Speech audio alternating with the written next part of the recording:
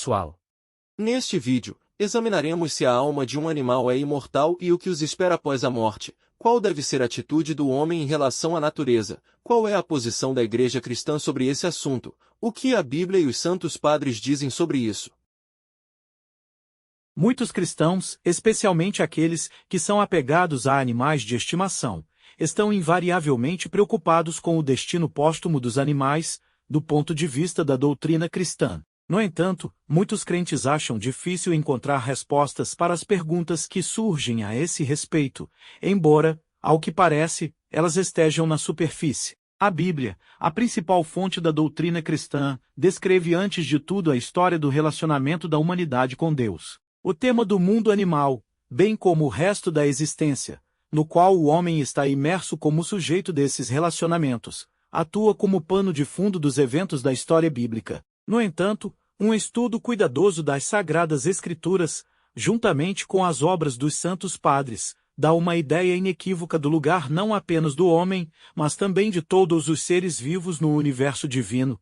A base da antropologia cristã é a dicotomia alma-corpo. No entanto, como já pode ser visto, nos primeiros capítulos do Gênesis, essa bipartição é uma propriedade não apenas do homem, mas também de um animal. Ao mesmo tempo, o termo alma no texto da Bíblia, tanto nos originais quanto nas traduções, é usado em uma variedade de significados, frequentemente alegóricos: vida, sangue, corpo, estado mental e a própria alma como uma entidade metafísica, pode ser chamada de alma. Por exemplo, E disse Deus, produza a terra alma vivente conforme a sua espécie. Gado, e répteis e feras da terra conforme a sua espécie. E assim foi. Gênesis 1:24. E a todo o animal da terra, e a toda a ave dos céus, e a todo o réptil da terra, em que há alma vivente, toda a erva verde será para mantimento. E assim foi. Gênesis 1:30. E formou o Senhor Deus o homem do pó da terra, e soprou em suas narinas o fôlego da vida. E o homem foi feito alma vivente. Gênesis 2:7. No antigo texto hebraico, a palavra nefesh é usada aqui como o termo alma, que significa literalmente sopro. O Novo Testamento usa a antiga palavra grega psyche com uma etimologia semelhante. Aqui queremos dizer a alma como vida e a alma metafísica, concedida pelo Espírito Santo, que, ao contrário do corpo, é imortal. No entanto, o tema da imortalidade da alma é levantado principalmente no Novo Testamento, enquanto o texto do Antigo Testamento usa mais frequentemente esse termo para se referir à vida e a um ser vivo humano e animal. Deve-se notar que, tal ambiguidade às vezes levou a uma interpretação errônea do que foi escrito nos primeiros livros da Bíblia. Não há gradação de almas na Bíblia, elas diferem apenas em sua capacidade de suportar o pecado. Para ser mais preciso, escolha entre o bem e o mal. É exatamente isso que diz. E criou Deus o homem à sua imagem. A imagem de Deus o criou. Homem e mulher os criou. Gênesis 1:27. Ou seja, a imagem de Deus no homem é a capacidade de escolher entre o bem e o mal. Os animais não têm essa oportunidade. Portanto, eles não têm pecado sobre si mesmos. Nisso, os animais são semelhantes aos anjos, mas, diferentemente deles, estão ligados à existência terrena com um corpo material junto com o humano. Eclesiastes diz que o destino dos animais e das pessoas diante de Deus é o mesmo e que eles têm um sopro, em outras palavras, uma alma. Eu disse no meu coração: é por causa dos filhos dos homens, para que Deus os peneire e para que vejam que eles mesmos são apenas como os animais. Porque o que sucede aos filhos dos homens, sucede aos animais. Uma coisa lhes sucede. Como morre um, assim morre o outro. Sim, todos têm o mesmo fôlego. De modo que o homem não tem preeminência sobre os animais. Porque tudo é vaidade. Eclesiastes 3:18-19.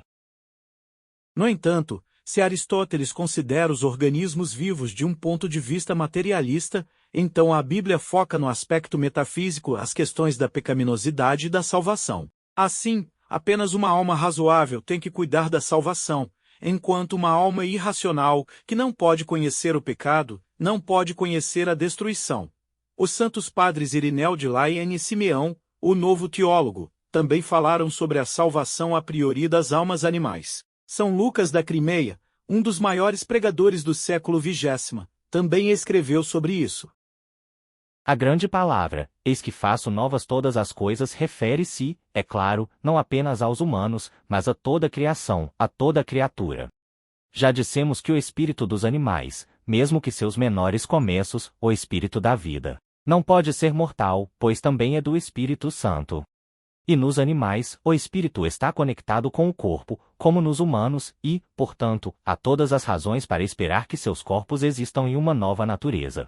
Um novo universo após a morte do mundo atual.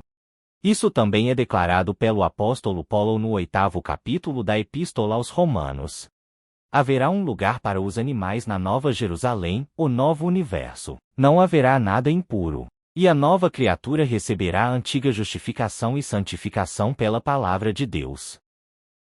E viu Deus tudo o que fizera, e eis que era muito bom. QN 1:31. Espírito, alma e corpo. Capítulo 9. Imortalidade. São Lucas aqui se referiu a esta passagem da Epístola do apóstolo Paulo aos Romanos, na qual ele disse que os animais, assim como o homem, sofrem e esperam o reencontro com Deus.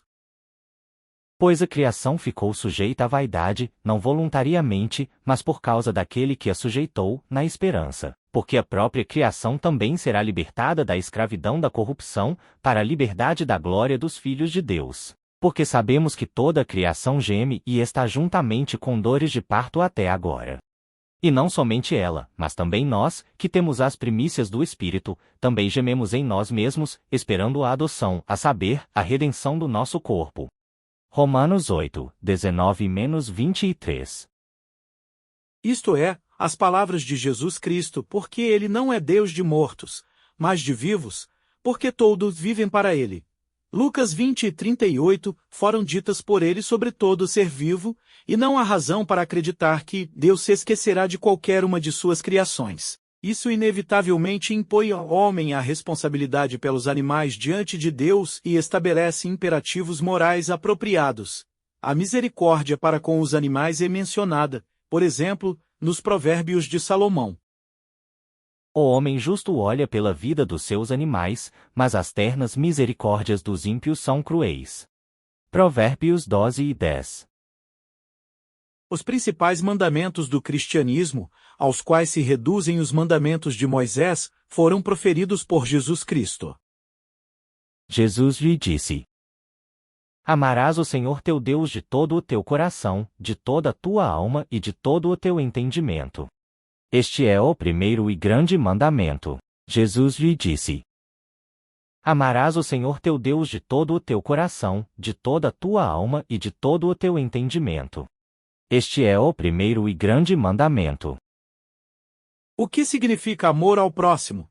Amor aqui, é claro, não é chamado de certa atração ou necessidade material, é o relacionamento de uma alma com outra. Neste caso, uma vez que tanto o homem quanto o animal têm uma alma imortal do Espírito Santo, Cristo fala de amor por toda a alma, incluindo os animais. Isso requer que um cristão trate os animais humanamente e misericordiosamente, levando em conta sua incapacidade fundamental de fazer uma escolha entre o bem e o mal como categorias-chave de moralidade. São João de Kronstadt disse: Não suscite malícia nem mesmo contra os animais, para que sua alma não seja morta por um inimigo espiritual que sussurra malícia em você, mesmo contra os animais irados. São Simeão, o novo teólogo, disse que as pessoas caíram abaixo dos animais na queda, e os animais essencialmente permaneceram no nível do paraíso. Então temos algo a aprender com eles: paciência, gentileza, simplicidade, abertura e confiança. Os animais mantiveram a espontaneidade celestial, ou, como disse o teólogo cristão Orígenes, há um traço de Deus neles.